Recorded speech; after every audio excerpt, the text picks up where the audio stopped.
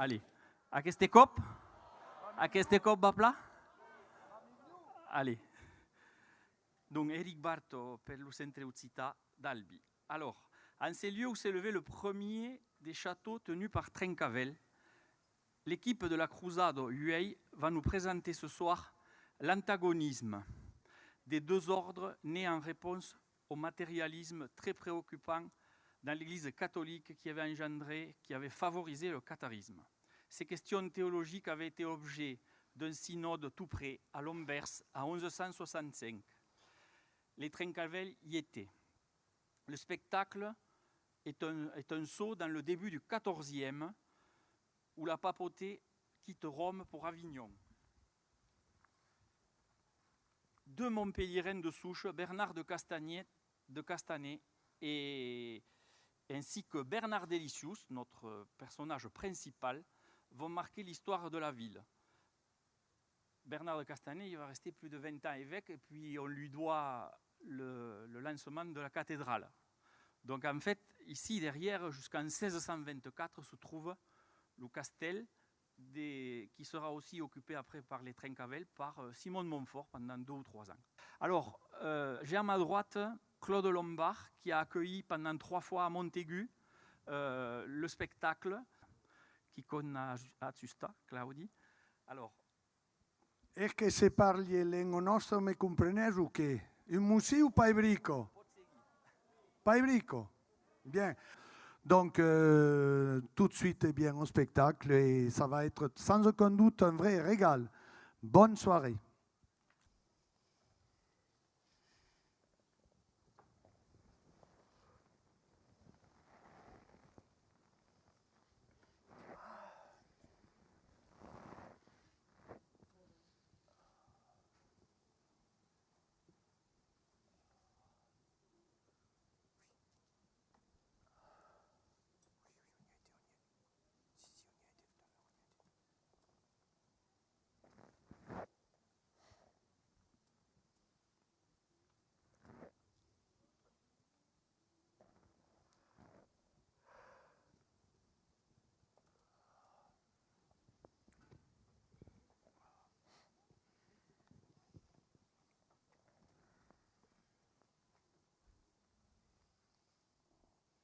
Le temps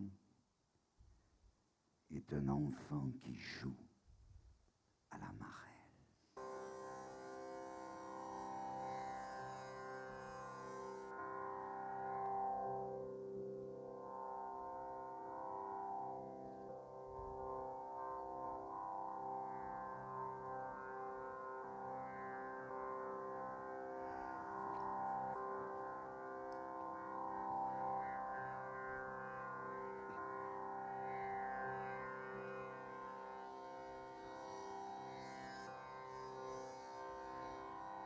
Encore un couple de tourterelles qui s'envolent vers le sud. Encara un pareo di torture che si envolent vers le sud, au tombant de l'estier. Au tournant de l'été à l'heure où les ramiers se remplument. À l'heure que les ramiers s'y couvrent. Et le lapin sort de son gîte. Et la lèvre sort de son jas. Sur la table. Sur la table. Une feuille de figuier déjà. Feuille de figuier déjà vire alors. Vélum déchiré qui illumine la nuit d'automne. La nuit du temps. Et je pense aux hommes de Lascaux. d'Altamira. L'immensité du champ. L'immensità dei possibili. Toujours recommencer. Et le cœur presque léger. Le corps léger. Je repars d'un contrefort à l'autre. Dans la transmigration du sens. Transmigration du sens. Malgré le temps. Des pères escampades. En phase de la memoria seccata. Pour de nouveaux défis. De nouvelles pierres jetées au fin fond d'un vertigineux puits de la mémoire à sec. E pourtant torna mai lo cuteu di la plague do drame d'Occitanie. Emportant de nouveau un couteau dans la plaie de l'histoire. de l'Occitanie et du Néda des ténèbres. et d'une nouvelle ère des ténèbres.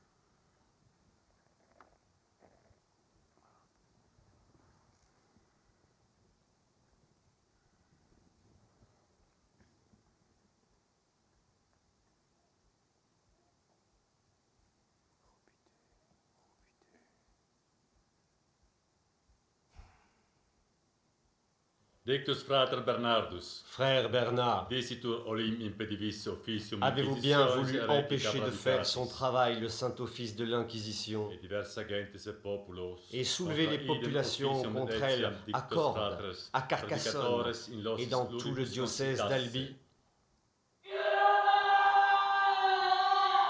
Voulez-vous maintenant répondre correctement à la question? Dictus frater Bernardus, Frère Bernard, cum consulibus burgi Carcassonne avez-vous ou tractatum non comploté continuans, pour retirer les terres de Toulouse, de l'Albigeois et du Languedoc Dominum Ferrandum de des Maiorris mains de sa rogabant très chrétienne interpunctionem majesté Philippe de corum France assumeret? pour les confier à Ferrand de Majorque? Voulez-vous maintenant répondre correctement à la question? Frère Bernard, Libros nigromanticos, n'avez-vous pas, conjurationes et sacrificia au moyen de daemonum, livres de magie ac noire, sortilèges continentes, contenant des sortilèges et de grimoires, envoyé des potions en un coffret à votre complice Arnaud de Villanove, médecin du pape à Rome, et conspiré pour assassiner en secret sa sainteté le pape Benoît XI au moyen de poison et de magie noire?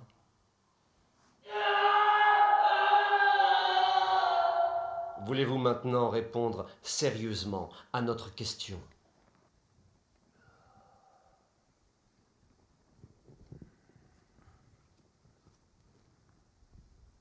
Eh bien, l'histoire de Bernard Délicieux et de la conjuration des villes. Ça vous dit quelque chose à vous? Bernard Délicieux? Non, franchement, je vois pas du tout. J'ai fait un drôle de rêve, moi. On aurait dit qu'on assassinait quelqu'un ou qu'on tuait le cochon. Toi, encore tes histoires, tu as du mal digérer. Pourtant, j'aurais juré que... Et moi aussi, j'ai entendu quelque chose. C'était comme un, je sais pas moi, ça ressemblait, on dit un cri, ou je sais pas, c'était loin, c'était vraiment très bizarre. Oh, c'est quel cauchemar, je sais pas. C'est... Attends. Hein? C'est qui, lui? Oh, bonsoir. Ouais, bonsoir. Les jongleurs, les maîtres de la parole. N'avez-vous pas entendu comme un cri par ici? On a cru entendre de forts cris au lointain. Un bruit? Non? T'as entendu quelque chose, toi? Non, j'ai rien entendu, mais demandez plutôt à eux, là. À eux, là, ouais. Et vous, mes seigneurs, pour l'amour de Dieu, avez-vous entendu quelque chose? Rien de tel. Oh. Nous? Jamais de la vie. Dieu nous en garde, hein. Tout est calme par ici. Non, mais il n'y a pas de cri ici, c'est silencieux comme une tombe. Ah, pourtant, j'aurais juré sur la tête de Saint François. Avant d'aller plus loin, ce serait peut-être le moment de nous dire qui vous êtes. Ah, vous me preniez pour l'inquisiteur. Non. Baskerville. Guillaume de Baskerville pour vous servir. Frère mineur, enquêteur de mon état, avec mon ami Atso, qui était un ancien novice devenu collègue et ami, et qui a quelques petites galères avec Prunelle. Oh, elle est mignonne. Et qu'est-ce qui nous vaut l'honneur de cette visite? Et je suis sur les traces d'une affaire qui doit défrayer la chronique. Je suis chargé par mon maître, Roger Bacon, d'une enquête sur la révision d'un procès vieux de 700 ans. Mais on vous a pas déjà vu quelque part, vous, là? Vous ne serez pas trompé de film, de scénario? Ah, ce sont là des choses passé, même si Atso en garde un souvenir impayable. Remarquez, on s'est bien amusé avec Salvatore le bossu polyglotte et avec frère Georges qui ne voulait pas que l'on rie. Oui, mais à vrai dire, par la magie de la grâce du théâtre, qui nous permet d'enjamber le temps, je suis, comment dirait-on aujourd'hui, un avatar, c'est ça, un avatar.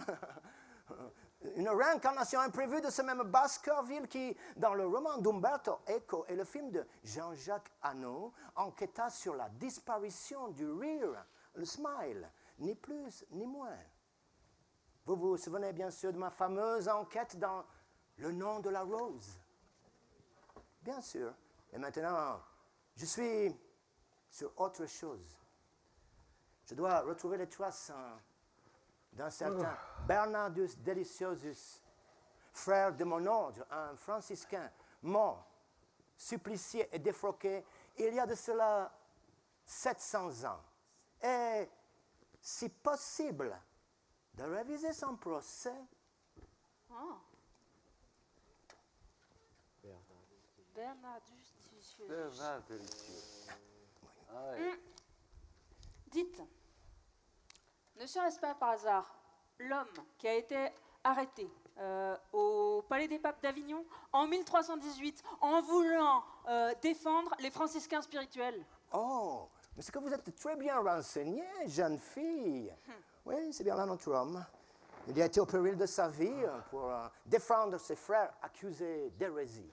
Franciscain, Saint François. Des noms qui reviennent un peu dans le collimateur de nos jours, non? Ah oui, mal il n'y en a plus à lui aussi. Il a été arrêté, jeté au cachot et amené manu militari à Carcassonne pour y être jugé par un tribunal ecclésiastique. Manu militari, vous dites? Il était donc si dangereux? Et après 700 ans, vous voulez vraiment faire réviser son procès? Et il n'est jamais trop tard pour bien faire, hein? Mais dites-nous-en davantage. Qu'avait-il fait de si grave, ce capellan? Elle a pris la défense des populations du Midi. Des villes comme Limoux, Cordes, Carcassonne, Albi, sans oublier bien sûr Rabastens, Lambert, Groyer, qui étaient prises dans les filets d'une vaste machination destinée à escroquer les riches édiles et les habitants de leurs biens. Mais je vous raconterai tout cela plus longuement. Pour le moment, il faut absolument que je retrouve notre bonhomme. Vous êtes toujours sûr de n'avoir rien entendu? Maintenant que vous dites, peut-être qu'il me revient quelque chose. Maintenant, oui. Il me semble bien avoir entendu quelque chose comme un cri ou... non? Pour moi, c'était comme un cri qui émanait du fond d'un puits. Ou comme si on tuait le cochon. Ah oui, justement, comme au fond d'un puits de la mémoire à sec. Ah, et où ça? Par ici? Non, plutôt par là, en bas, vers la rivière. Non, pas du tout, ça venait de la cathédrale, vers là-bas plutôt. Ok, merci. You're welcome.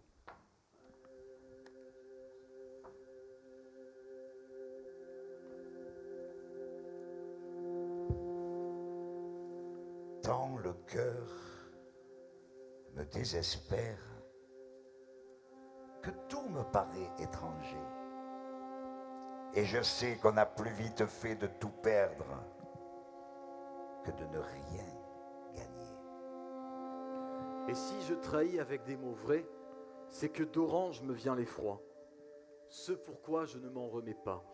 Et à la fin, j'en perdrai ma joie.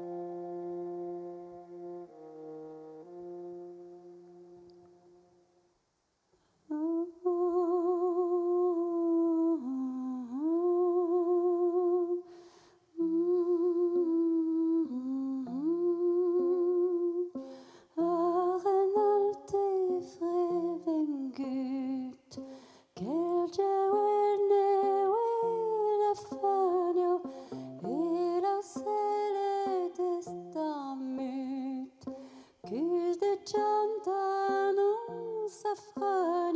e sul sec li rampel plais, che floni fioiano i nais, ni rossignol non i crido, la che mai merecido.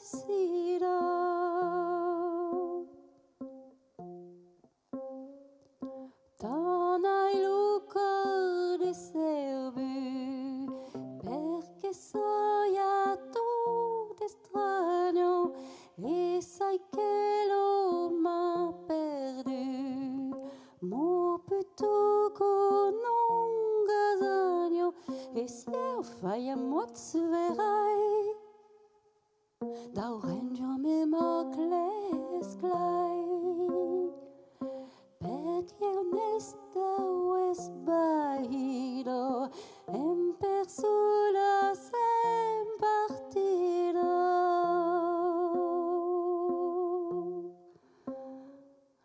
Ami hay de gran valor che sobreto signoreggia in una catricciado vas me che mamma m'outraio io di che mamma le sky e cel che diz che non fai Dio le do male scarido io mentem ben pergarido.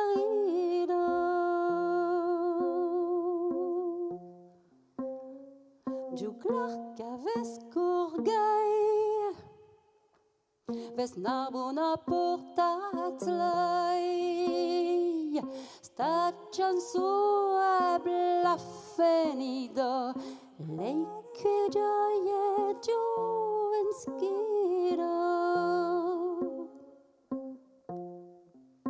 Et c'est maintenant que ça va commencer. Et maintenant, ça va recommencer. Maintenant, ça n'avance plus finir. En attendant, il ne faut pas oublier qu'il y a... Ah ben oui, mais justement, nous allons maintenant faire un grand pas. Non, un saut. Un saut. D'un siècle et plus, pour visiter ces villes de l'Occitanie, jadis riches et jalouses de leur autonomie, qui se sont retrouvées face à la plus redoutable des pandémies, des infamies, en quelque sorte, après l'accaparement des titres et des terres, l'infiltration de la nappe phréatique de l'âme, des cœurs et des esprits. Oui, ils ont fini par en polluer l'amour, la source cachée des âmes. Et cela recommence. Et cela va encore recommencer. Et tu vas encore tout nous raconter. Alors j'y vais. Non, c'est moi. À toute seigneuresse, tout honneur. Un siècle après le début de la croisade contre le Midi, la situation est du tout au tout changée. Grâce à un long et méticuleux travail de normalisation, et grâce au mécanisme de la terreur et de la délation, par 3 fois, Raymond VII, Trencavel et le comte de Foix se sont soulevés pour reconquérir leurs anciens droits. Par 3 fois, ces héroïques tentatives hâtèrent leur déclin face au rouleau compresseur d'un monarque de droit divin. Privés des libertés civiques depuis peu conquises, ces citadins se sont tout d'abord tournés vers l'Église. Pour très vite déchanter et devoir en appeler au roi, pour les défendre contre les clercs qui lorgnaient sur leurs droits. Et surtout, sur leurs biens, et leurs titres, et leurs terres. Et ils se sont retrouvés pris entre Charybde et Scylla. Piégés entre la poêle à frire et le feu. Ouais. Entre le diable et la profonde mer bleue. Eh oui, la nuit parfois dure. Il y a des chutes sans retour, des nuits sans aube et des siècles sans amour. Albi, Cordes, Carcassonne, un pays entier qui ploie sous le couteau des écarisseurs de la foi, sous les ailes de chouette de la malveillance, dans la nasse de la délation et de la surveillance. Le monde entier en devient Kansu, gouffre de feu, de bataille de fin des temps, strié de cris de révolte, de douleur, du désespoir d'un pays brisé, d'un pays qui ne peut plus échapper à son drame. Eh mon ami, il faut que je te dise quelque chose. Quoi, lumière de mes jours? Il n'y a plus la Quinzou. On n'est plus du tout dans le temps épique. Comment ça? C'est pas faux, c'est pas possible. C'est pourtant tout simple. Nous avons maintenant dépassé dans le temps la période racontée par la Cançó de la Cruzado. À partir de 1222 environ, c'est-à-dire il y a bien longtemps déjà, le récit est tronqué. Nous n'avons qu'une œuvre inachevée. Si vous voulez toujours tout compliquer. Aujourd'hui, nous sommes en 1319, n'est-ce pas? Bon, ouais. Tout n'est pas perdu, loin de là. Nous sommes encore au temps de Cervantes, arme de stock de grand troubadour d'Oc, l'ancêtre de la chanson engagée. Prenez garde à ce que vous dites, jeunes gens. Je sais flairer l'hérétique, à moins que ça. Oh, c'est qu'il ferait peur, le bougre. Ouais, le bougre? Le bougre? Ouais, le bougre. C'est un dominicain. Les bougres, c'est plutôt vous, messieurs. Oh, si vous le prenez sur ce ton-là... D'ailleurs, qui êtes-vous pour nous parler comme ça? Oui, ayez au moins l'obligeance de décliner votre identité. Je suis Bernardus Guidoli, alias Bernard Guy. Mon influence est connue dans ces lieux et de ces gens. Ma marque ne s'est pas effacée d'un iota avec le temps. Bon. Bras droit de l'évêque de Castanet, constructeur de cette cathédrale, je pourrais vous faire jeter au cachot, tous, sans le moindre mal. Chiche, tu lui tires son portrait. Chiche. Dès l'âge de 19 ans, vous entrez au couvent comme novice. Au couvent des Dominicains de Limoges, c'est exact. Et depuis, je n'ai plus quitté cette voie de sainteté. Oui, on vous connaît surtout comme l'auteur du premier manuel des inquisiteurs. Le tristement célèbre... comment tu dis? Practica inquisitionis heretica pravitatis. Oui. Pravitatis, ouais. Les misérables publicistes de votre temps m'ont caricaturé comme cet apostat d'Umberto Eco et son illusionniste à la lampe magique, Jean-Jacques Hano. Dès mon époque, et chez les historiens respectables, on s'est souvenu de moi d'une façon plus aimable, en tant qu'administrateur, diplomate et historien de l'Église. Oui, mais dans votre livre Sententiarum, qui fut un succès retentissant, merci, vous répertoriez 916 décisions de justice prises alors que vous étiez inquisiteur de Toulouse. Oui, mais ce registre montre justement combien étaient proportionnées les sanctions disciplinaires que j'ai infligées. 30% environ ont été des libérations de peine, des guérisons complètes. 6% seulement des condamnations au bûcher. Oui, car trop gravement infecté. D'ailleurs, l'Église m'a récompensé en me nommant évêque de Lodève. Ouais, en plus des 50% de condamnation au mur strict et large, ce qui fait, si mon compte est bon, au moins 318 personnes. Au moins. Comment on se retrouve, chers frères? Nous allons pouvoir partager ensemble d'anciens souvenirs. Vous ici, vous n'êtes qu'un personnage de roman, monsieur. Vous n'existez pas. C'est ce que l'on va voir, frère dominicain. J'ai d'ailleurs quelques questions un peu gênantes à vous poser, notamment dans le cadre de la révision d'un procès que vous connaissez bien, car dans l'ombre, vous en avez été le grand artisan. Réviser un de mes procès, mais comment osez-vous y songer? Je suis l'auteur respecté d'une histoire de l'Église. Et puis, de quel accusé peut-il s'agir? Et puis d'abord, qui vous l'autorise? Le supérieur de mon couvent, mon ami Roger Bacon. Le nom délicieux, Deliciosus, vous dit-il encore quelque chose? Je suis à sa recherche. Celui qu'on appelait le marteau des inquisiteurs. C'était un va-nu-pied, un histrion, un séducteur qui non seulement a tenté de faire obstruction au progrès de la Sainte Inquisition, mais a tenté de provoquer la chute du pouvoir de l'Église en limitant son discours essentiel à la pauvreté et en lui retirant tout droit à la propriété. Et puis on peut parler de son succès auprès des femmes, voyons, et son goût immodéré pour les chevaux de luxe. Hein?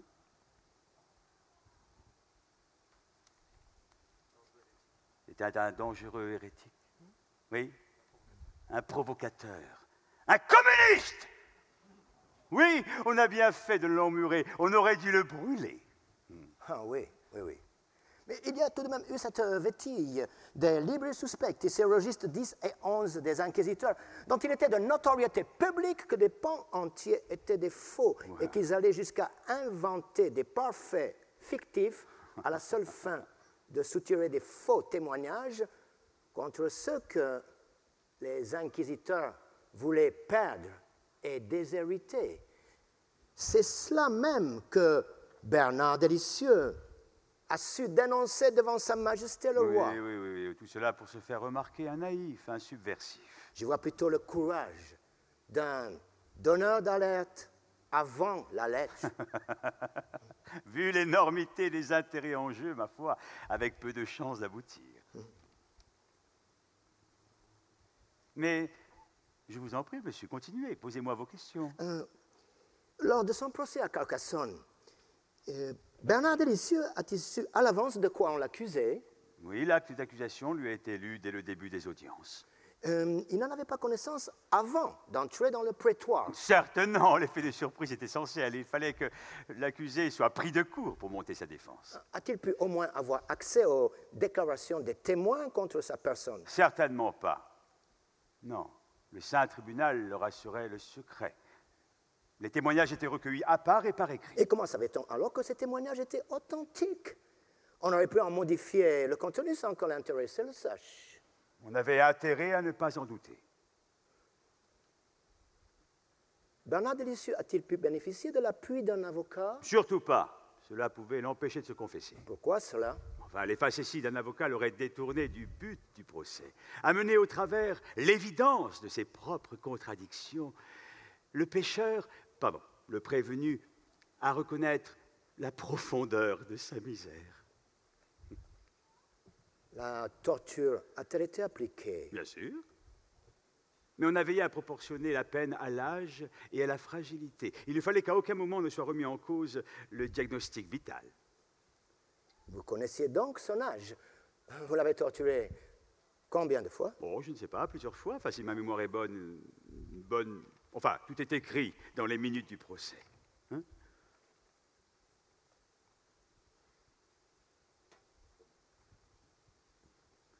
Attention. Attention, monsieur. L'inquisiteur ne torture pas, voyons. Il livre au bras séculier. Selon Thomas d'Aquin, dans la torture réside la véritable charité. Torturer, une forme de charité. Oui. Torturer par amour. Oh, oui.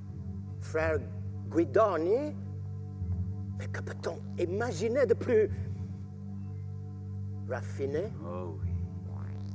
La souffrance ressentie par le suspect. Voilà l'instrument de sa rédemption. Il s'agissait d'une peine médicinale, en quelque sorte. Oh oui, oui. De vos jours, vous appelez cela technique d'interrogatoire améliorée, il me semble, non? Et la liberté de conscience? La liberté de conscience? Ça n'existe pas. C'est cette liberté de conscience qui nous a perdus depuis le commencement du temps. Et vous ne vous en sortirez pas aussi facilement. Vous non plus! Vous êtes devant le tribunal des siècles! Les clercs se font pasteurs. Et ce sont des assassins, mais rayonnant de sainteté pour qui les voit en surplis. Ducs, comtes, vavasseurs, chevaliers et seigneurs autrefois gouvernés. Maintenant, je vois les tonsurés s'emparer de la seigneurie par fraude et par mensonge, et en toute hypocrisie.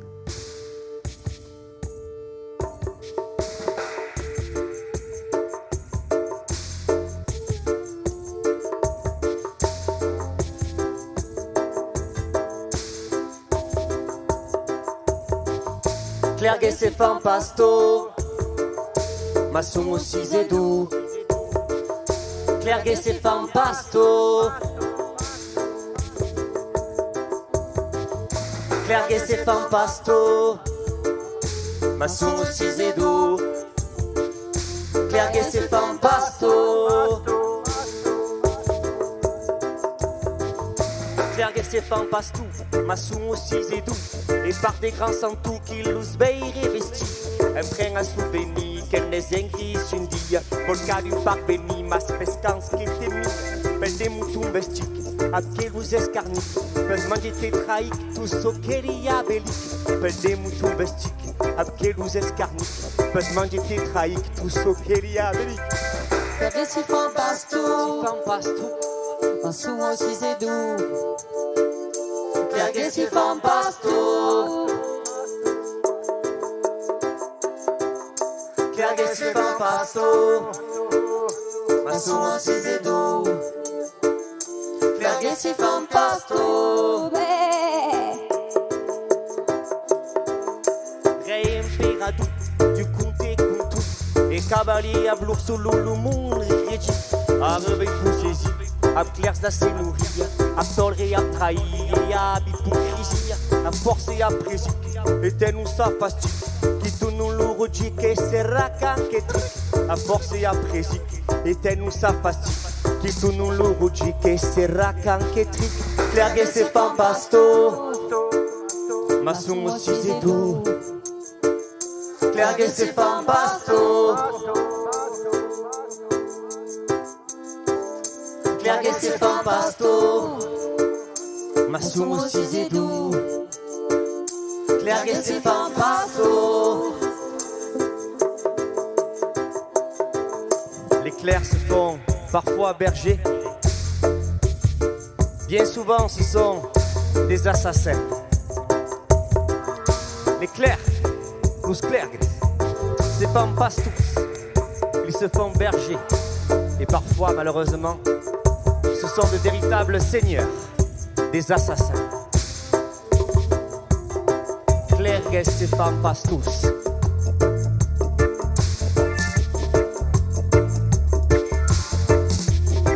Salve!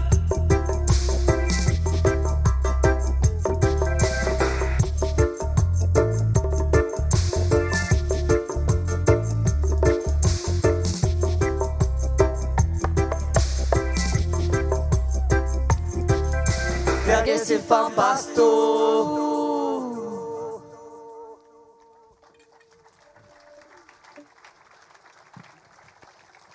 Eh bien, l'histoire de Bernard Delicieux de la conjuration de Ville Libre.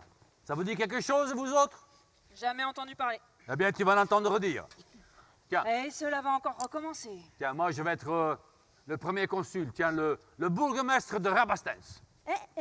Moi, le délégué du consulat de Cordes. Ouais. Et moi, celui d'Albi. Il manque quelqu'un, non? Ouais. Moi, ce serait le délégué de Carcassonne. C'est parti. Venez, on disait qu'on va là.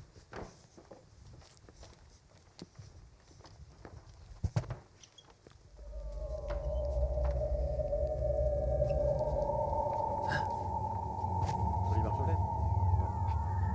Là, il y a un mec. C'est lui. Allons-y.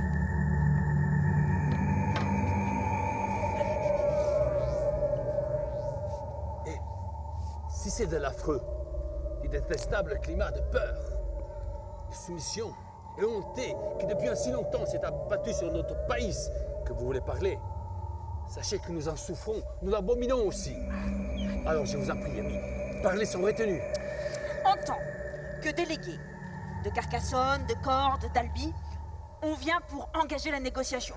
Moi et mes amis. Ouais, mais qui serait assez naïf aujourd'hui, assez innocent pour se croire protégé par l'immunité, à l'abri du regard des traîtres quand ce n'est pas de ceux d'amis. C'est en quête d'une alliance, d'une conjuration que nous sommes venus. Ah oui, j'ai vu que vous aviez trompé les vigiles.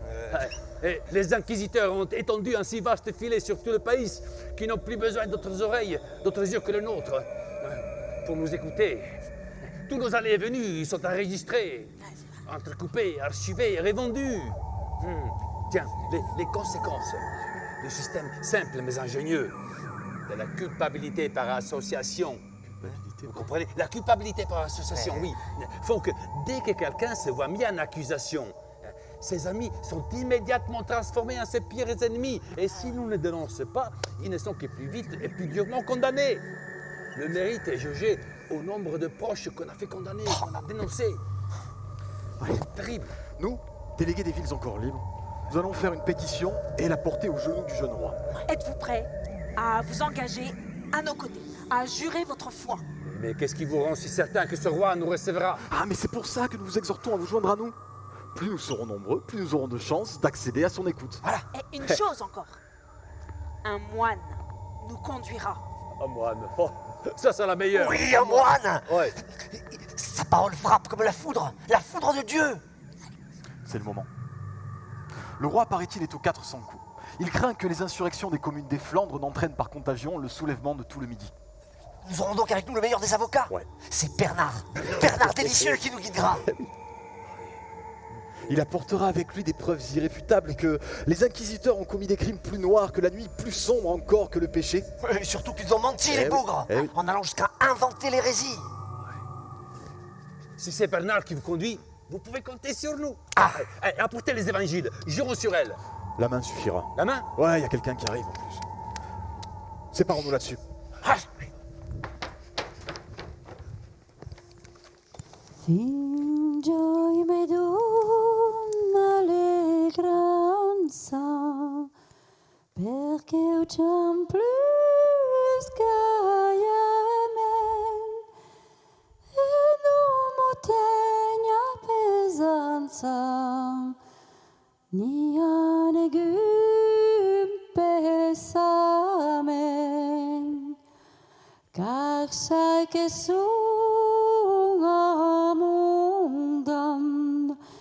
Falls lausenge truam,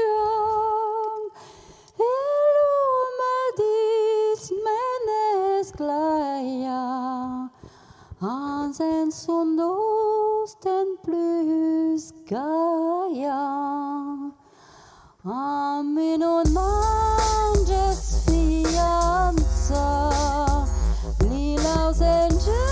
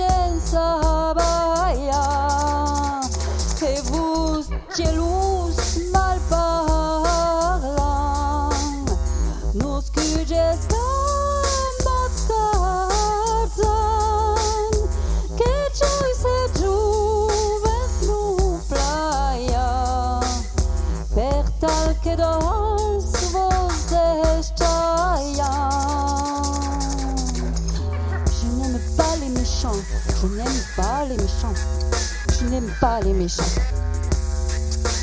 Je n'aime pas les méchants.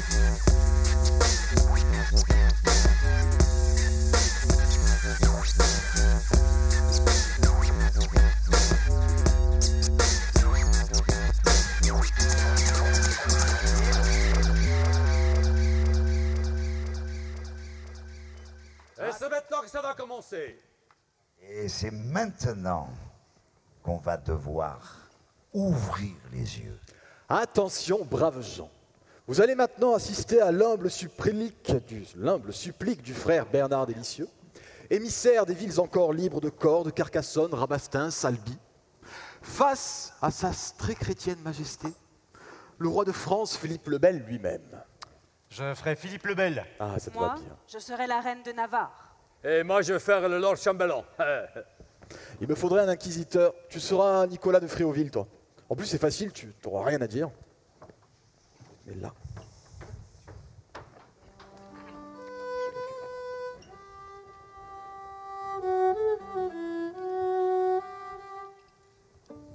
Faites entrer ce moine séditieux. Ici même à votre majesté, par devant votre conseil privé. Faites-le entrer, vous dis-je. Je veux l'interroger ici. Moine. Et surtout hors de portée des oreilles de mon dominicain de confesseur.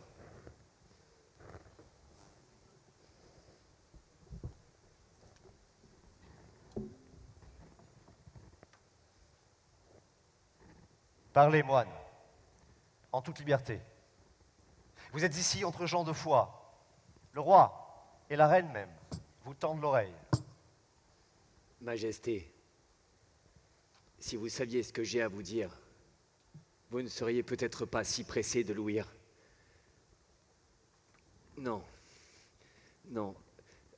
Devant la jeunesse de votre majesté et celle de la reine, cette magnanimité à mon égard, je ne peux, jamais je ne pourrai. Non, épargnez-moi cela. C'est au-delà de mes forces. Ne craignez rien, vous dis-je. Remettez-vous. Vous pouvez, vous devez parler. Je me suis par trop avancé. Des choses aussi noires, d'une noirceur qui dépasse la nuit. La mort ou le péché ne saurait passer ses lèvres devant tant de bonté, d'éclat, de jeunesse, débonnaire. Tant d'inhumanité. Non, je ne peux pas, je ne veux pas. Moi qui suis habitué à prêcher partout, depuis la chaire, dans les palais, sur les places, j'ai perdu la langue. Je ne sais plus parler. Permettez-moi de me retirer, de me taire, de faire pénitence à tout jamais, de ne plus jamais parler. Enfin, je doute que cela puisse vous arriver, hein. Ne craignez rien, vous dis-je. Je vous le répète, vous êtes ici libre de parler. Quoi que vous puissiez dire ou révéler entre ces murs, il ne vous en sera tenu aucunement grief. Vous êtes sous la main de ma royale protection. Moi, le roi, je garantis votre sûreté. Alors, Majesté, éloignez ce moine, ce dominicain, votre confesseur. Nicolas, vous ici, vous nous espionnez. Vous aurez mes nouvelles, hors de ma présence.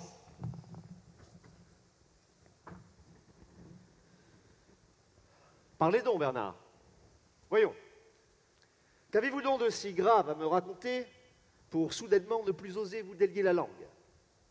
Alors que vous-même et les représentants de 4 villes de mes provinces du Languedoc ont pris sur eux les frais, les angoisses et les fatigues d'un aussi périlleux périple. Que le roi entende ce que ses bons et loyaux sujets ont à lui raconter, sans rien craindre. Grand roi, je ne puis, je ne saurais parler. Ah, par le Dieu d'Abraham, d'Isaac, de Moïse, par tous les saints du ciel et la Sainte Vierge, je vous l'ordonne, de parler, de dire la vérité, toute la vérité, aussi terriblement qu'elle puisse sonner. Moine, parlez enfin. Seigneur roi, ouvrez donc grandes les oreilles et descellez vos yeux. Les habitants des villes du sud de votre royaume vivent dans le soupçon le jour et dans l'épouvante la nuit, de peur qu'on vienne les chercher pour les soumettre à la question, pour les éloigner à jamais de leurs parents, pour les jeter en prison, ou pire encore, pour les livrer au supplice de la mort par le feu. Nuit et jour, ils sont voués aux exactions et aux extorsions. Vu d'ici, le sud de votre royaume ressemble à une vaste prison. Pour déposséder les gens, on invente de faux procès. On démolit les maisons au bulldozer. On confisque les terres. On coupe vignes et oliviers. On dresse partout des murs et des frontières. Les enfants, les petits-enfants, sont privés des biens de leur père, et cela jusqu'à la fin des générations, grâce aux accusations frauduleuses et aux fumeux faux témoignages. On force le fils à trahir le père, la bru, la belle-mère. On va jusqu'à déterrer des cadavres pour leur intenter un procès, puis les brûler en place publique devant des proches et des parents qui n'osent pas les pleurer. Puis on jette leurs cendres aux 4 vents, aux rivières. On a de mémoire d'hommes vu d'aussi abominables forfaits durer un si longtemps, en aucune contrée.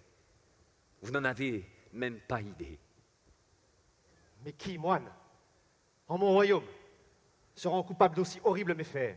Qui, votre majesté? Parlez encore, moine. Je veux le savoir. C'est vous qui l'ordonnez? Je vous l'ordonne, oui. Mais c'est votre Église, majesté. Ce sont les frères prêcheurs qui agissent en votre nom. Dites plutôt au nom du pape. Mais ce sont vos sergents qui prêtent force à leurs bras. L'inquisiteur, bien entendu, ne commet jamais d'iniquité. Ils ne torturent ni ne brûlent. Tel Pilate, ils s'en lavent les mains. Mais qui consigne la question au mur strict, au bûcher, en jugeant sur le fond? Et n'est-ce pas son ordre qui recueille les biens extorqués? Ne me provoquez pas, moine. Vous n'ignorez pas que 2/3 de ces biens me sont remis par les inquisiteurs et finissent dans mon trésor. Mais vous leur en reversez une bonne portion, sous forme d'entretien, d'immunité, d'exemption, de privilèges. Avec cela, la force de Rome s'accroît. Mais la colère des villes du Languedoc ne cesse de monter. Vous allez vous retrouver avec une révolution sur les bras. Souvenez-vous de ce qui s'est passé en Flandre là-bas. Il peut y avoir d'autres répliques. Je ne le sais que trop bien, Bernard. Que me demandez-vous? Si vous êtes roi, c'est par la volonté de Dieu, pour protéger son peuple et défendre les faibles. Je ne suis pas l'empereur, Bernard. Que voulez-vous que je fasse? Entendez l'humble murmure des représentants des villes. Assez, moine, assez! J'en ai déjà assez entendu. Qu'en dit Madame la Reine? Il n'y a de punition assez terrible pour d'aussi terribles forfaits. Un roi ne saurait abandonner à tant d'inhumanité ses sujets. Oui, en effet. Un roi très chrétien peut difficilement admettre ce qui répugne au sens commun même, encore moins s'il est petit-fils d'un roi canonisé de son vivant. Le moine a raison. Dans mon royaume, à peine rétabli, Rome prend encore par trop ses aises. Voyons, torturer et maltraiter mes gens, au point qu'ils en sont fous de colère et risquent de se soulever. Ce pape et ces dalmatiens, là, chassent encore trop loin sur mes terres. Cela ne saurait s'admettre. On verra qui, de lui ou de moi, est ici-bas seigneur et maître. Que mon écrivain vienne. Je vais faire préparer un décret. Vous serez l'aurore des temps nouveaux. Toutes les formes visibles de l'Église vont bientôt s'effacer, comme les brumes s'évanouissent devant le nouveau soleil. Vous instaurerez alors 1000 ans de justice et de paix. Vous êtes beau maintenant. Vous serez alors un dieu, un Jupiter. Inutile de me flatter, Bernard. Vous en réchappez de peu à ma royale colère. Maintenant, entrez vite chez vous. Filez. Majesté, il y a là dehors une délégation de l'ordre des prêcheurs. Frère Nicolas les conduit, avec l'inquisiteur Foulque de Saint-Georges. Il demande d'être entendu de vous sur le champ. Pas question, hors de ma vue aussi. Torturer des femmes et des vieillards, retourner les enfants contre leur père, récompenser le déshonneur, punir la bonté, terroriser des villes entières, déterrer et brûler des cadavres pour soutirer leur héritage. Cela s'appelle l'avilissement à grande échelle. Ah, quel dégoût! Je ferai un Cervantes au lieu de maudire et chanterai plutôt de fureur et de dépit pour le mal qui déborde de son lit et fait déchoir honneur et courtoisie. Car je vois les fats admonester les fins, les escrocs prêcher aux honnêtes gens, et le pervers montrer aux justes le chemin.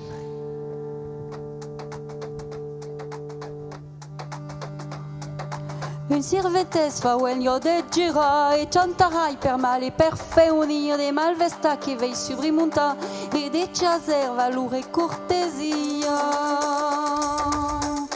Che vai al fals lo fisa modesta e al slai rus lo slai al predica e desviamo strunga giust la via.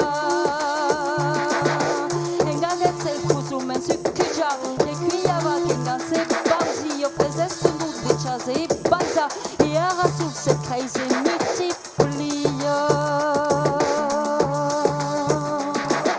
meravei me San Carnaval rauba dus malvesta a mano metem car e lealtate non ma falta umia Luz imperial vous vezes Tutto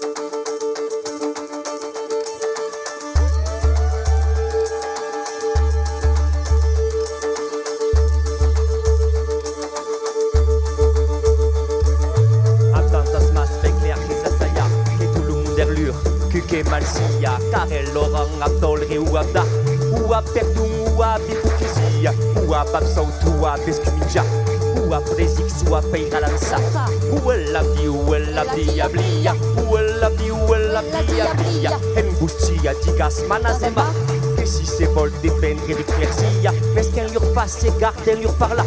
Ici que nous embado sarvaria, que trazum sundum mon spot garda, que cautre fan enganos farga, et elenda sperma giù maestria, et elenda sperma giù maestria. Un sirventes fa uegno de gira, e cantarai per mare per feunia, e cantarai per male per feunia, e desciaser valore cortesia, de malvesta che vei subremunta, e as lus leias presica, e desciaser valore cortesia, e desviat mostrum adjust la via.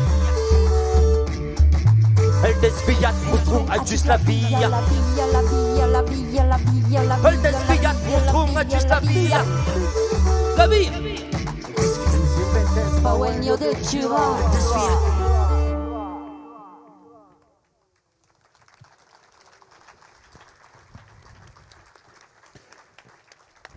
Et maintenant, le roi Philippe le Bel va accueillir son ministre et âme damnée, l'horrible, l'infâme, l'ignoble Guillaume Nogaret. Majesté, Majesté, j'avais pourtant prévenu votre Majesté que ce mal exalté représentait un danger pour le royaume tout entier et notre politique. Avec ces belles mondes contestataires et ce redemontade moraliste, il va nous mettre à dos définitivement nos dominicains. Je le sais, Nogaret. Et sa sincérité me réchauffe le cœur. Il songe à un âge de 1000 ans à venir où l'homme ne serait plus pire qu'un loup pour l'homme. Sa plus constante source d'insécurité. Qu'il sera sain et méritoire de renoncer à la propriété, en particulier en commun, que c'est le Christ qui l'a annoncé et l'a confirmé par son exemple. Mieux encore, il pense qu'adviendra bientôt une époque où il n'y aura plus ni pape, ni évêque, ni prêtre, et que c'est de moi que dépend que tout cela arrive. Avoue que c'est flatteur, non? Ne crois-tu pas qu'on pourrait transformer un peu les choses ici-bas? Après tout, le paradis, c'est l'homme qui l'a inventé. Ah, ne m'en veuille pas. Grâce à ce fou, j'ai failli avoir un cœur. Mais Majesté, ma che paradiso, ma che Rastafari, ma che no, Majesté, no. Un roi, un patron, un chef, ça doit être capable de prendre des décisions immédiatement insupportables. Au nom d'intérêt forcément supérieur, c'est de Dieu, du capital, de l'État, que sais-je encore. Même en démocratie, ce que Dieu merci est loin d'être notre cas. Le gouvernement est affaire trop sérieuse pour être laissée au peuple, vous le savez, n'est-ce pas? C'est l'État, la nation, qui doit être son unique religion, et à travers vous, Majesté, votre personne, votre parole, devenir intouchable, sacré. Le mal, c'est de laisser aller l'homme aller à lui-même, sans jamais le châtier, l'émonder, lui infliger la taille salutaire en bon vigneron. Sinon, bien bientôt, vous verrez, hein, la populace va se laisser aller, je ne sais pas moi, à manifester, à revendiquer, à crier des slogans, à demander la liberté, l'égalité. Où est-ce que ça va s'arrêter, Majesté? Ces rêves fous d'utopie libertaire avec leur mise en commun égalitaire d'universel partage conduisent le plus souvent à la guerre, Majesté. Oui, oui, oui, Bernard est fort, je le sais. Sa parole séduit et risque fort de gagner bien des gens à sa cause. Même moi, je suis sensible. Mais Majesté, il ne faut pas l'écouter. Il croit vraiment qu'un autre monde est possible. Hic et nunc. Ici-bas. Que la parousie, la paix universelle est pour bientôt. Mais tu as raison, mon bon ami. Ce que Bernard n'imagine pas, c'est que de ces inquisiteurs, j'en aurai bientôt besoin, moi aussi. Ce qui me gêne d'ailleurs, ce n'est guère qu'ils soient de fins limiers, patients comme araignées à l'affût de leur proie, ni qu'ils commettent à l'occasion quelques bavures, des entorses, des actes d'inhumanité. Non. Non, ce qui me gêne plutôt, c'est qu'ils obéissent à Rome, à ce satané pape, c'est-à-dire à une puissance étrangère. Ecco così, finalmente, maintenant vous parlez comme un roi. Je veux bien rogner un peu sur leur pouvoir trop absolu à mon goût. en les soumettant à des contre-pouvoirs, à l'autorité de l'évêque ou à des commissions paritaires où siégeraient les franciscains. Mais je ne veux les chasser. Non, non, j'en ai trop besoin. Pense aux Templiers, aux Juifs.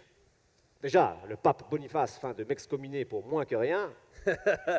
Ne vous inquiétez pas de lui, croyez-moi. Ce Boniface-là, on n'en aura plus pour bien longtemps. Toi, tu ne lui pardonnes toujours pas pour ce qu'il a fait à ton grand-père Cathare, hein? Brûlé comme hérétique. Tes biens ancestraux partis en fumée, n'est-ce pas? Cela est bien vrai, Majesté. Justement, c'est pour cela que sont vos ordres express. Maintenant, je dois vite partir pour Anagni. Vous vous en souvenez? Oui, oui, oui. Et surtout que je dois tout ignorer. Majesté, arrivederci. Bon vent pour l'Italie. Tu as vu? Une impressionnante leçon de haute politique. Oui, mais alors une question demeure. Que va devenir notre bonhomme et comment va-t-il s'en sortir? Eh bien, moi, j'ai l'impression que sa situation s'aggrave. Effectivement.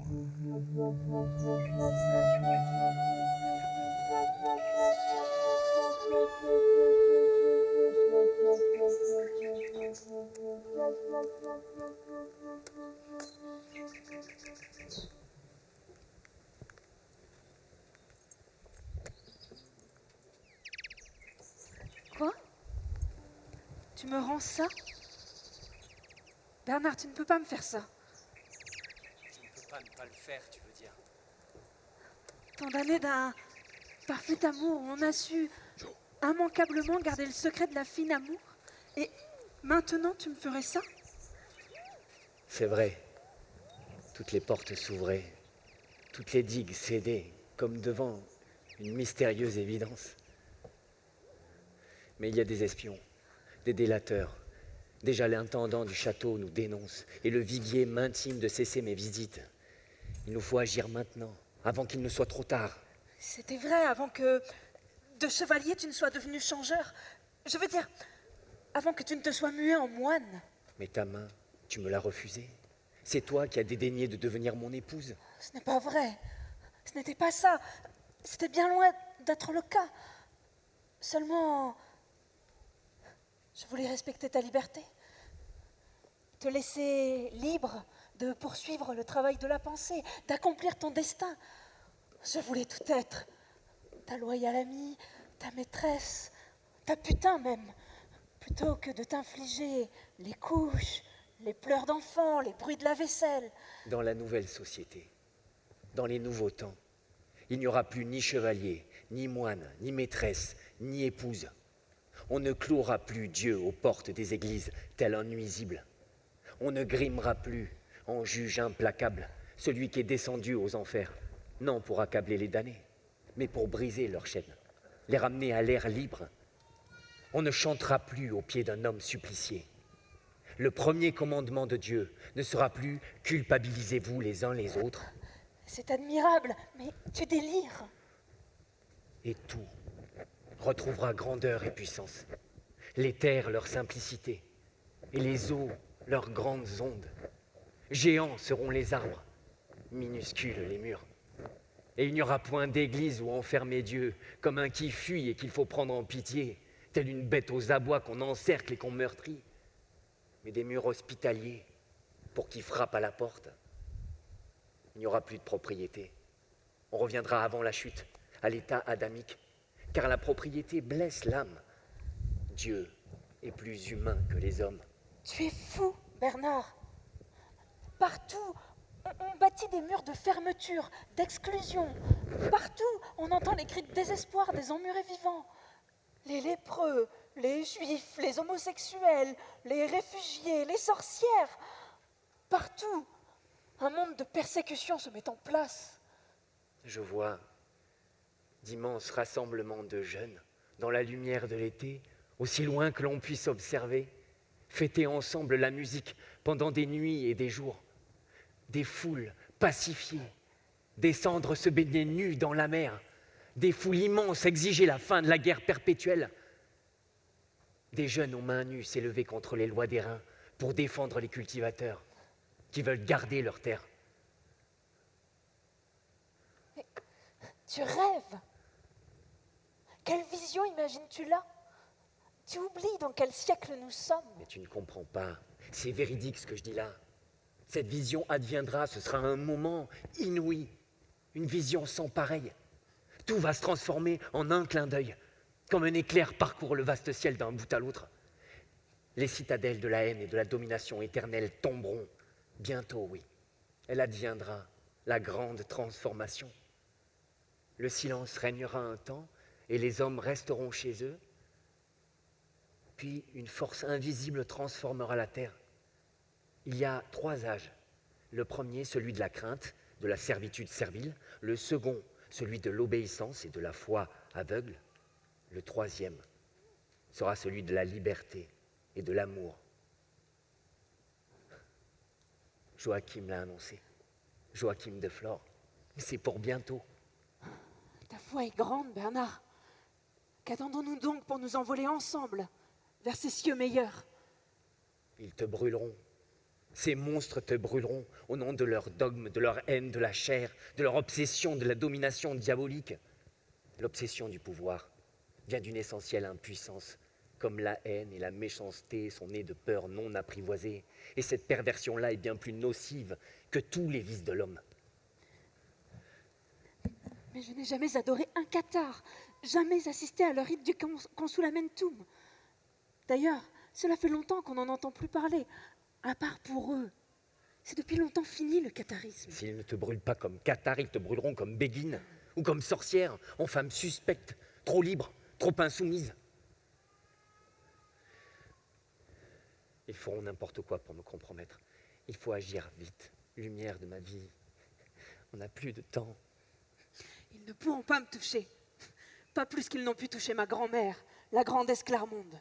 Ils n'oseront jamais. Ils oseront tout, où et quand ils voudront. Car ils sont encore tout-puissants, ou se croient-elles. D'ailleurs, il est probable que ta grand-mère Esclarmonde ait été brûlée avec les autres hérétiques lorsqu'ils ont pris Montségur. Il faut être implacable, d'une absolue lucidité. Nous aimons comme nous nous aimons. Il faut rompre. Mais nous nous retrouverons quand les temps seront mûrs. Tu y crois encore? Va, ne t'en fais pas pour moi. C'est bien plutôt pour toi que je me ferai du souci. Tu es monté trop haut, Bernard. Tu frappes trop haut. Arrête-toi alors qu'il est encore temps. Laisse tomber le roi, les inquisiteurs, la turbulence des foules en transe. Partons ensemble. Prenons notre envol, partons vite. Envolons-nous pour la Sicile, l'Espagne. Là-bas, on sera en sûreté. Hors de l'atteinte des inquisiteurs et des évêques. Là-bas, au moins, ils ne pourront nous atteindre. Quitte la tonsure. Redeviens un instant un homme. Va, chante-moi encore le verset du cantique. Mets-moi comme un sceau sur ton bras, car l'amour est fort comme le shéol. De grandes eaux ne l'éteindront pas. Plus personne ne connaîtra ça, Bernard. Tu es mon enfance, mon sous-bois au soleil levant. Ne me tente pas. Tu ne m'aimes pas assez. Pour t'épargner, pour vouloir vivre et partir avec moi. Je suis de toutes parts sain et enclos de joie, mais d'elle me vient de loin la joie la plus haute. Qui a écrit ça, Bernard? Peut-être as-tu en fait honte de moi, peur que nos amours entachent ta réputation immaculée d'homme de Dieu. Quelle idée affreuse, quelle tristesse. Mais je ne veux pas te voir livré à la vindicte des sergents, traîné sur un bûcher de fagots en hurlant. J'ai encore de la famille de l'autre côté des Pyrénées. Constance d'Aragon nous accueillera en Sicile.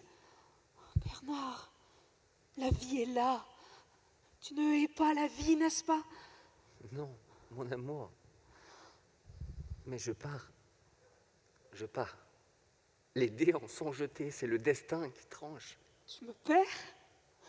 Tu m'abandonnes pour ne pas me perdre? C'est insensé. Non, ne fais pas ça, Bernard, réfléchis encore. En renonçant à mon amour, je te prouve encore mon amour. Alors, ils t'ont eu à la fin, et je suis perdue. Bernard!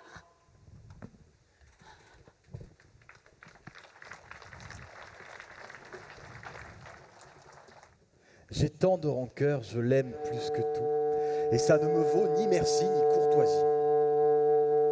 Mes mérites et ma naissance doivent valoir. Mais avant tout mes sentiments.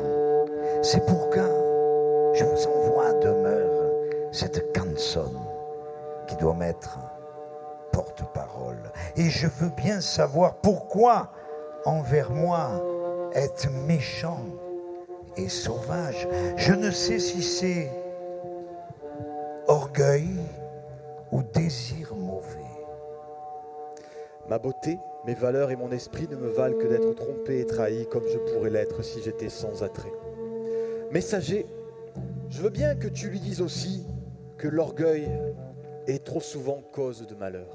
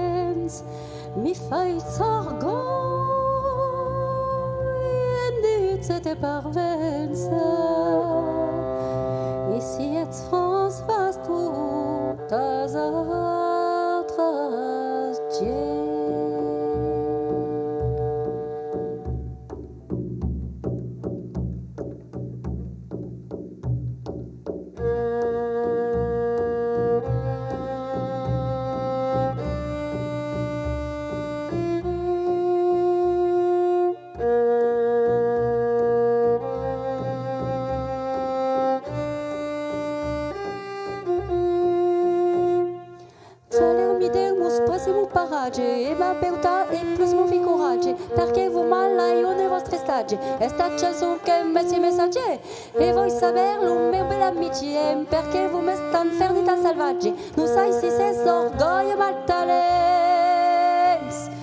prouezza gran che il vostro corsaisino e lo ripresca vesmanataino che non sai l'onda di vesino si vola ma vas vous aussi a clino e mentre vous calfo comincia me del nostro amor già donne non voglio che ma colpa sia il parti me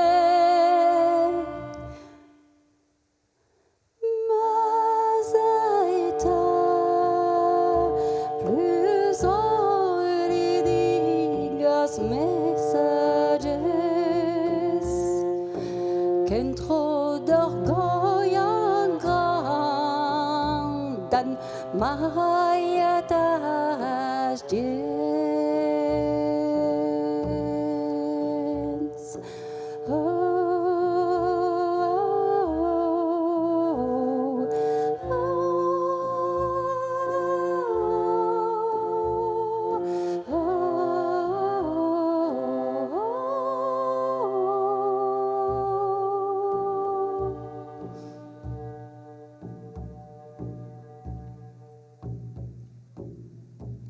Attention, cela va encore recommencer.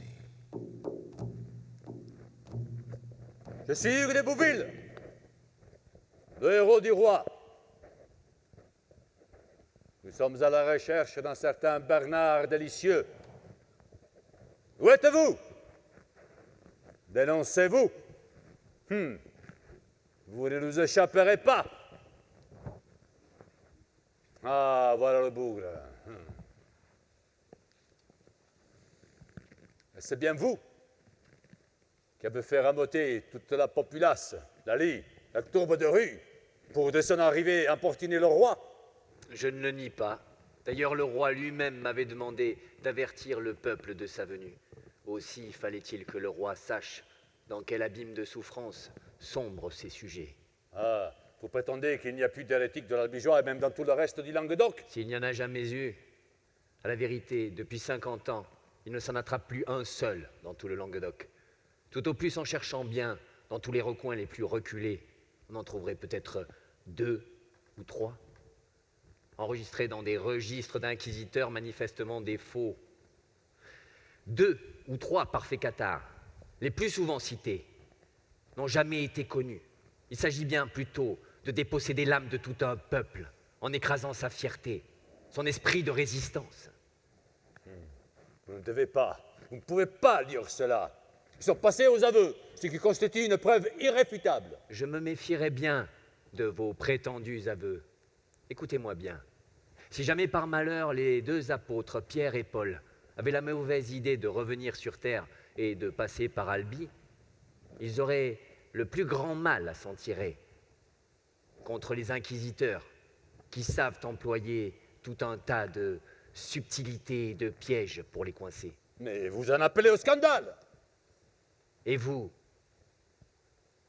risquez fort d'entendre un de ces jours, par toutes les rues et les ronds-points de l'Occitanie, s'élever des milliers et des milliers de voix pour vous casser les oreilles en scandant « Fola, Folans, Fola, Fola, Folans, la peste prenne nos fouettes !» Alors vous rirez jaune, mon bon seigneur. Je ne m'étonne guère, Rome, si le peuple erre, car vous avez entraîné le monde dans la peine et dans la guerre, et par vous, mérite et pitié sont morts et sous terre. Rome trompeuse, vous êtes de tout mal, le guide, la racine et le sommet. Visage d'agneau montré à l'extérieur, mine benoîte, mais qu'au-dedans, alors que vous n'êtes que loup rapace, serpent couronné engendré sur une vipère. C'est pourquoi le diable a soin de vous comme de ses compères.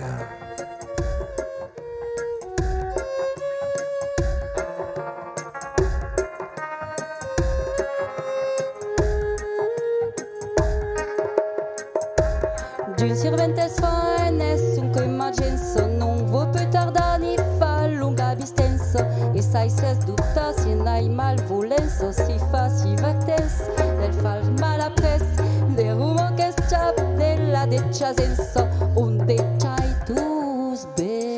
Nu meraviglie gest rume se la genser, quel sec aves mes entrebale tenger, e prezze merces mort per pousse sus terre, rumenga nairix, qu'es de tuts maldits, e si me razits, quel busrei d'Angleterre, fum per vos traits. Rum ses razum, aves mait gemort, e ges num sabum, cartenets via tort, ca salvation, rum serrats la porte, per ca mal couvert, d'estiu et d'hiver, qui sec vostre ester, car diables l'emporte, ins, el fioc d'enfer. Rum tantenes estretch la vostre grappe, que so que pudeste negreu vous escape, simbreu num perdets pude a mal trappe, es lumus casus, et morse vencus, el pres confundus, rum la vostre pape, vai aital vertuts. Rum am falsem bel stendes vostre tesure, et mamal mourcel manjas qui l'endure, car abets Daniel am simple gardature, des dins loup rabat, serpent courroux orange el rat perché il diable è oscuro come il seu privat. Rum Enganairis.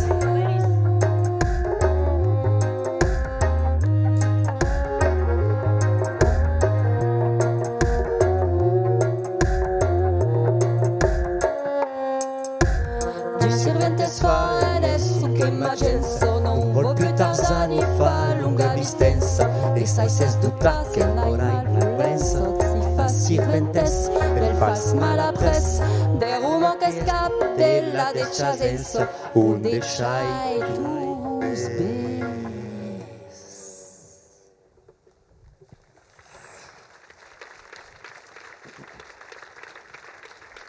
Victus frater Bernardus. Frère Bernard, Dicitur olim impedivis officium inquisitionis. avez-vous bien voulu extirper jusqu'à la racine le Saint-Office de l'Inquisition à Cordes, à Carcassonne et au diocèse d'Albi?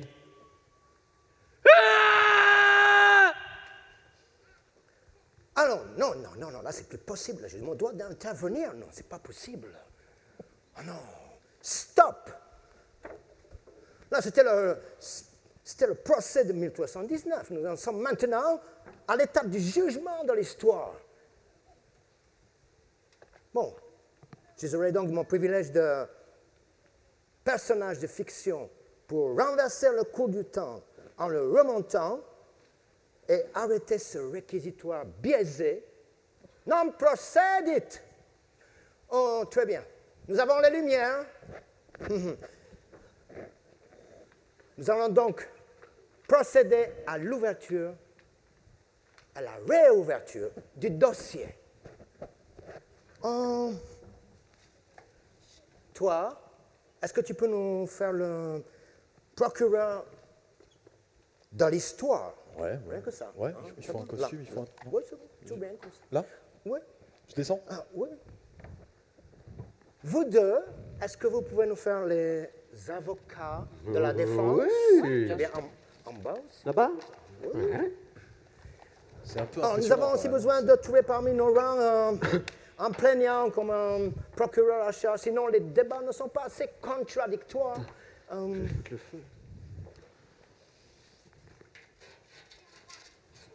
Ouais. Oh, je ne sais pas s'il est là, mais j'aimerais bien retrouver cet homme qui, il y a 700 ans, était déjà le procureur à charge du procès de Bernard Delicieux. Avec joie. Avec joie. Ah, ça ne vous dérangera pas trop de faire le procureur? Oh, du tout. Allons-y. Ah, et toi, tu pourras nous faire le juge? Oui. Tu n'as même pas besoin de perruque, c'est très bien comme ça? Juste d'une robe. Oui, je prends la robe, ok. Oh, et puis, bien sûr, où est-ce que... Mon frère, tu es où? Un frère, toi, tu dois rentrer dans le box pour réviser le procès. Très bien. Tout le monde est-il fin prêt? Tout le monde se lève pour l'entrée du juge. Oui. Tout le monde s'assoit. Oui. L'audience du tribunal peut donc commencer. Bien. Bernardus Deliciosus, moine franciscain de votre état, consentez-vous à répondre aux questions du tribunal ici-bas?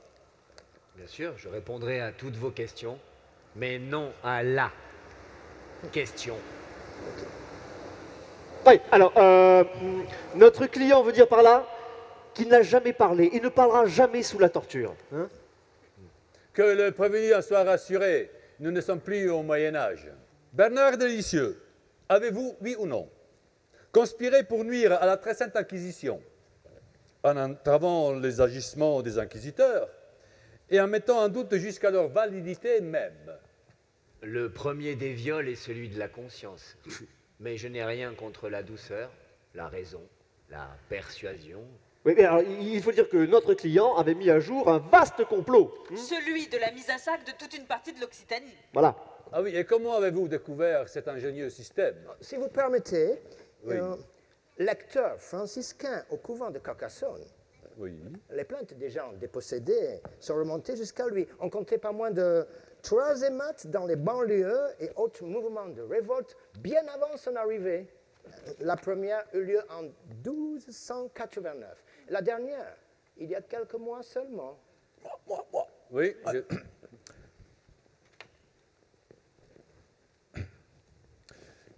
Ces mouvements de révolte, vous les avez encouragés, sollicités? Non, je n'étais pas encore sur place. Mais une fois arrivé, j'ai vite vu que, loin d'être des cas isolés, les plaintes se multipliaient. Depuis des décennies s'orchestrait une gigantesque escroquerie contre laquelle les gens n'avaient aucun moyen de se défendre. Et peu à peu, j'en ai compris l'énormité. Et selon vous, comment cela pouvait-il fonctionner? Je crois qu'il faut rappeler au public, lors des procès pour hérésie que les inquisiteurs intentaient, les témoins cités étaient le plus souvent anonymes ou déjà morts. Les accusés eux-mêmes étaient d'ailleurs, en leur vaste majorité, décédés. Une fois jugés post-mortem, il suffisait de les condamner, de faire déterrer leurs cadavres, les livrer aux bras séculiers qui les brûlaient, et le tour était joué. On pouvait se saisir des biens de leurs descendants. Notre client soutient qu'il n'y avait pas d'issue à ce piège qui broyait tout un pays. Quiconque osait les dénoncer devenait lui-même aussitôt leur cible. Et pourquoi alors s'en est-il mêlé? Pourquoi vous vous en... C'est vrai ça, pourquoi? Moi, j'étais clerc et prêtre. J'avais des amis en haut lieu et je me suis senti obligé de porter l'affaire devant le roi. Voilà. Oui, vous avez pris soin auparavant d'exciter Laure et moi par des témoignages endiablés, des accusations de mauvaise aloi. Vous étiez hérétique vous-même, confessez-le. Objection, là, mon client n'a pas à répondre à des spéculations oiseuses sur sa foi, là. Nous ne sommes plus au temps de l'Inquisition, là. Objection retenue. Nous n'avons pas ici, cher monsieur, à connaître des mobiles secrets, mais plutôt à nous prononcer sur le bien fondé des actes pour lesquels l'accusé a été condamné. Exactement. Accusé, continuez. Non, frère Bernard, en bon chrétien, j'avais pris le parti des opprimés. Voilà. Ce que, grâce à mes appuis, je pouvais me permettre.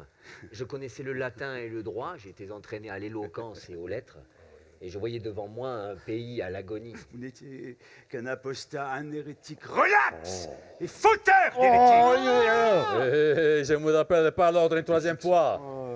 Faut-il donc s'étonner que ni lui ni ses supérieurs immédiats n'aient pu pardonner d'avoir porté l'affaire devant le roi en rendant publique toute l'inhumanité de ses façons de procéder par vengeance, n'est-ce pas? L'Église sait attendre son heure.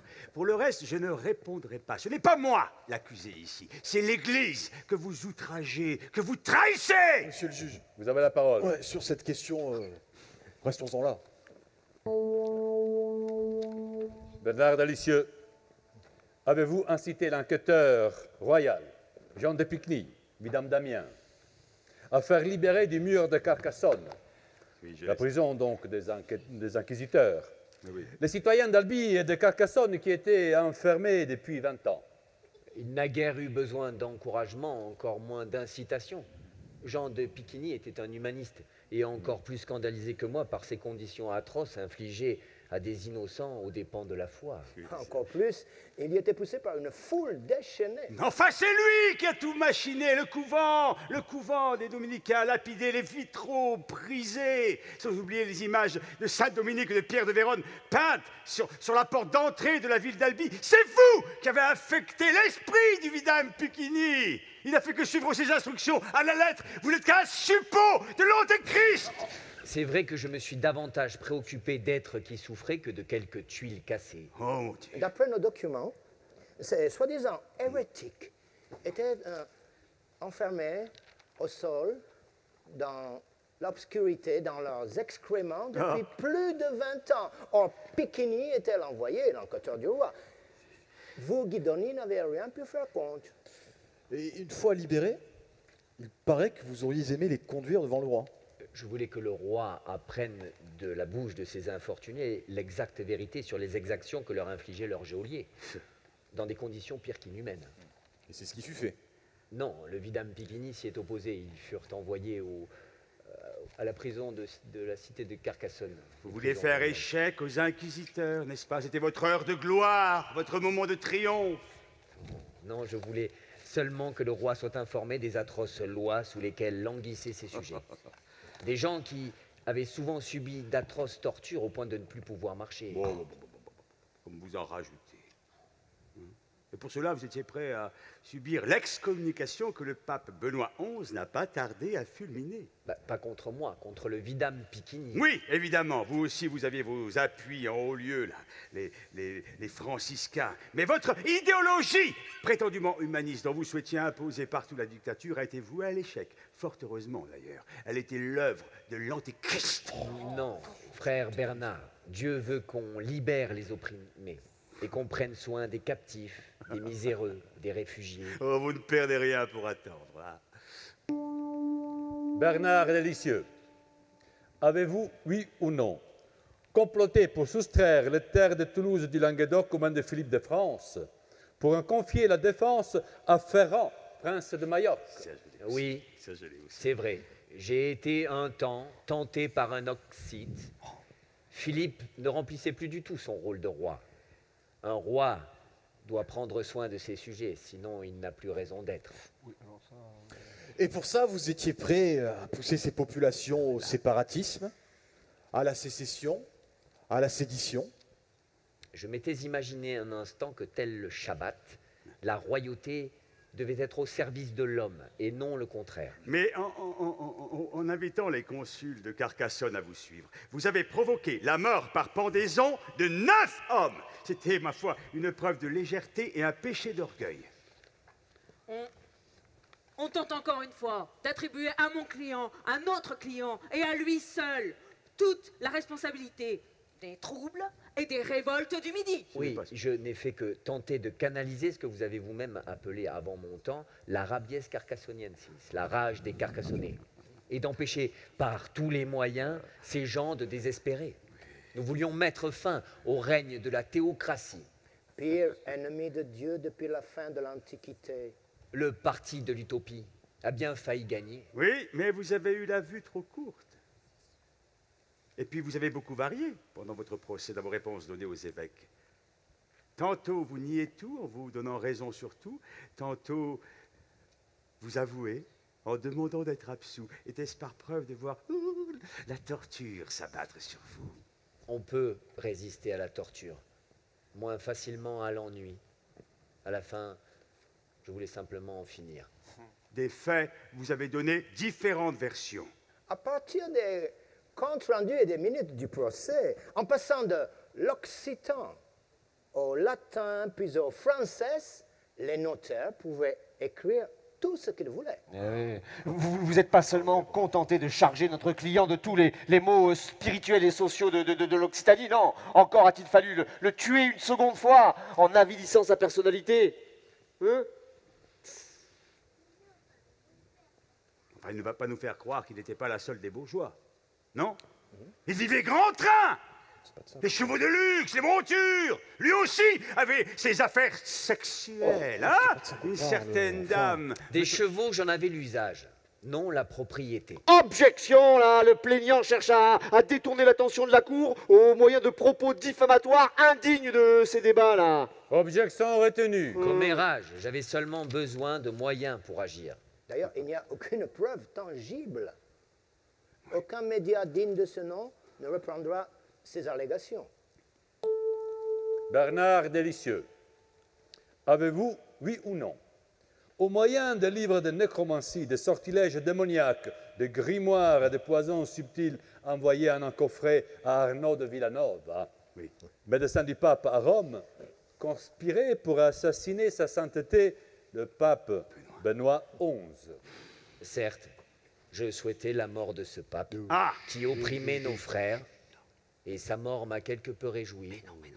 C'est mal, je le confesse. Oui, c'est mal. C'est mal.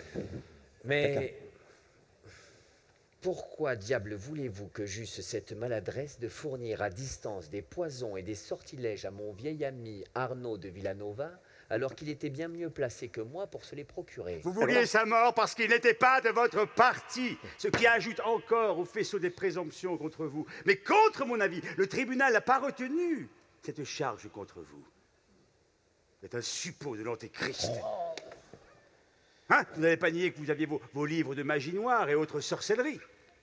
J'ai étudié avec Ramon Louis, et Arnaud de Villanova était mon ami. Ce livre a pu parfaitement y être introduit à dessein par ses ennemis. Oh oui, oh, voilà une idée par trop commode. Votre honneur, s'il vous plaît. Il me semble que l'accusé veut faire comprendre par là que, tout comme mon ami Roger Bacon, il étudiait la science de son temps, qu'à l'époque, on appelait alchimie. Oh. Oui. Votre honneur, enfin, monsieur le juge, enfin, Grand Schtroumpf, nous avons fini. Nous pouvons donc délibérer. Ah. Vos réponses semblent recevables sur les 3 chapitres ou chefs d'accusation sous lesquels vous avez été abusivement condamné. Je laisserai donc à chacun le soin de résumer. Anti-autoritaire en herbe, humaniste avant la lettre, vaillant combattant contre l'injustice et le paraître. Marteau des inquisiteurs, en un temps de superstition. Samson très craint de l'édifice de l'oppression. Tu n'avais que le tort d'être en avance de quelques siècles sur ton temps. C'est ça. Délibération. Alors pourquoi c'est nous qu'on délibère en fait? Je vais dire qu'on lui coupe la tête. Donc on fait comme on a dit. Ok. Par la grâce du théâtre et de la poésie, nous t'absolvons comme nous en avons sinon le droit, du moins l'insolent privilège de le faire. Quoi? Et surtout, nous te réhabilitons. Quoi? Sios libre. Ouais. Te absolvo in nomine Patris, Filii et Spiritus Sancti. Va les rétro Satanas, éternel esprit de la subversion, de l'humanisme, de la révolution. Va les rétro. Sécurité, sécurité, il y a un calme. Sécurité, sortez-le. Maintenant commence pour toi le plus long des voyages, celui au rebours de l'histoire et du temps obscur. Frère, nous avons plus que jamais besoin de Samson dans ton genre. Pour moi, ma tâche s'achève ici, mais non pas la quête implacable de la vérité. Si on retrouve Atso et Prunelle, est-ce que tu ferais un bout de chemin avec moi? Avec plaisir. Oh. Attendez. Attendez-moi, je ne vais pas rester tout seul dans ce siècle. Qu'est-ce que je vais faire moi ici tout seul? Oh. Attendez-moi, voilà. Merci.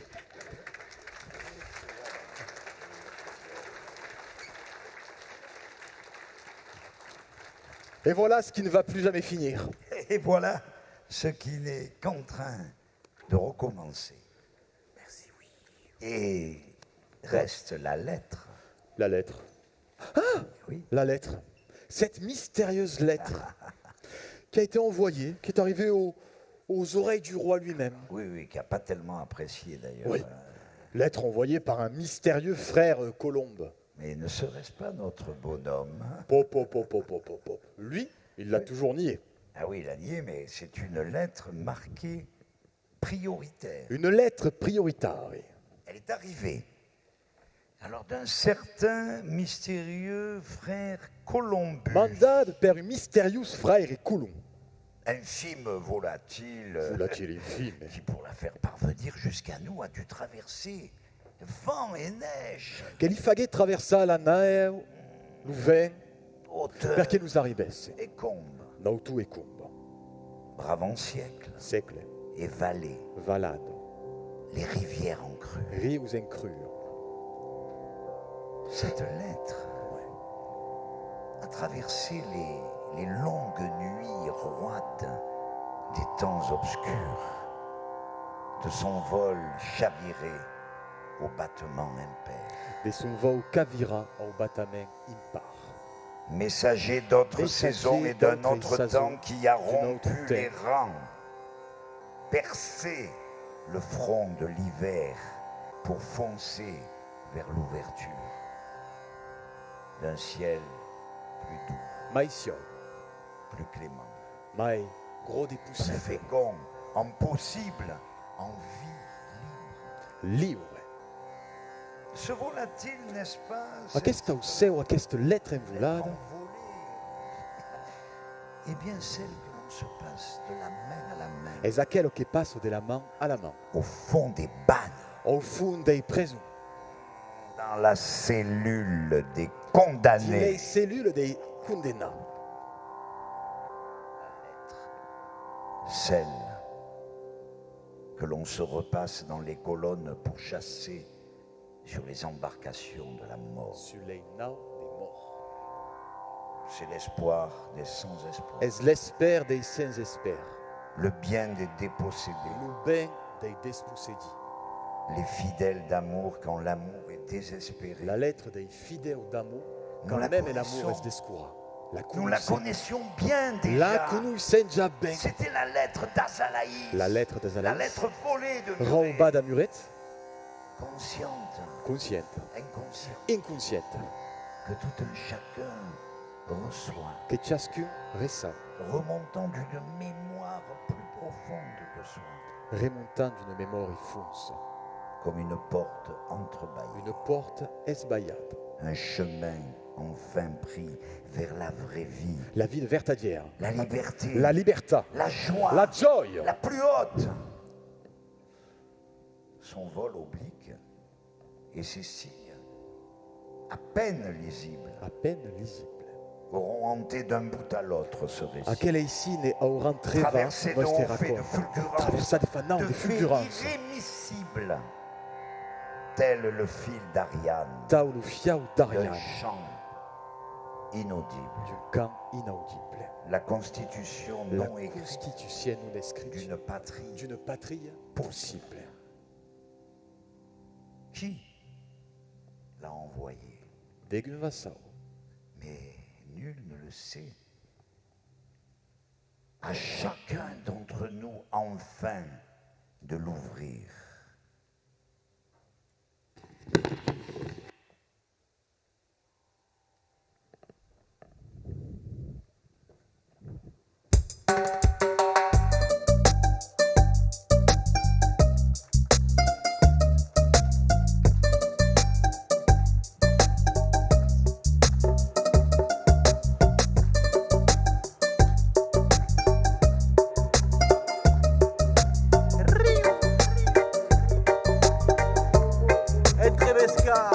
Crusade de Hey, crusade d'aujourd'hui, des vins cantates Sunamunami. Crusade de Hey, crusade d'aujourd'hui, que sont les griots, les juglas, les MC. Crusade de Hey, crusade d'aujourd'hui, des vins cantates Sunamunami. Crusade de Hey, crusade d'aujourd'hui, que sont les griots, les juglas.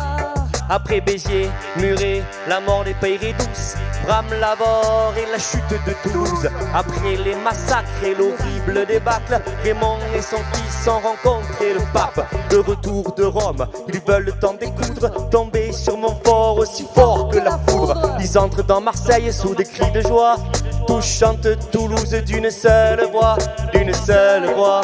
Ils entrent dans Marseille sous des cris de joie, tous chantent Toulouse d'une seule voix. Ils entrent dans Marseille sous des cris de joie. Crusade de Hey, crusade d'aujourd'hui, des vins cantates Sunamunami. Crusade de Hey, crusade d'aujourd'hui, que sont les griots, les juglas, les MC. Crusade de Hey, crusade d'aujourd'hui, des vins cantates Sunamunami. Crusade de Hey, crusade d'aujourd'hui, que sont les griots, les juglas. D'une sous le bus, tutti canton Toulouse, Percelum sur le camin des roses.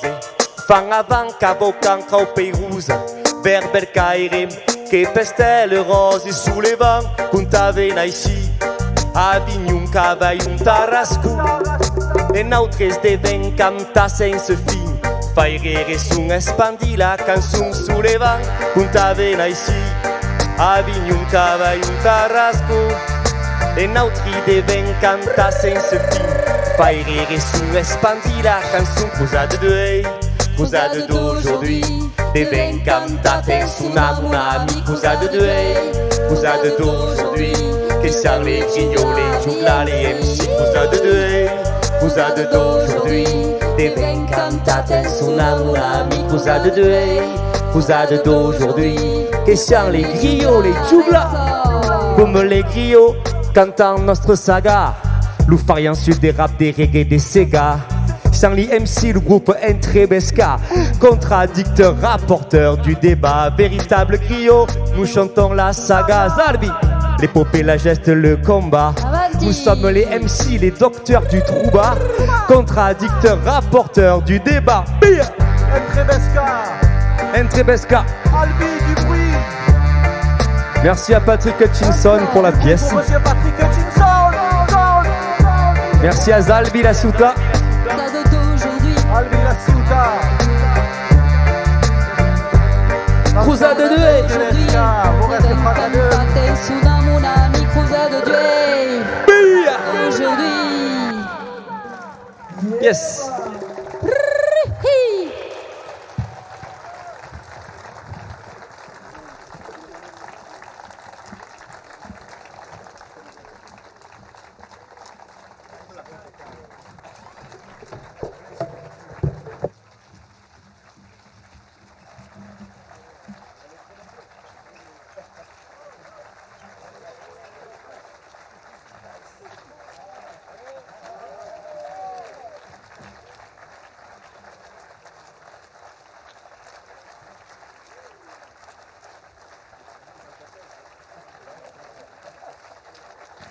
Merci à nos amis techniciens et à nos amis albigeois qui nous ont accueillis. Merci.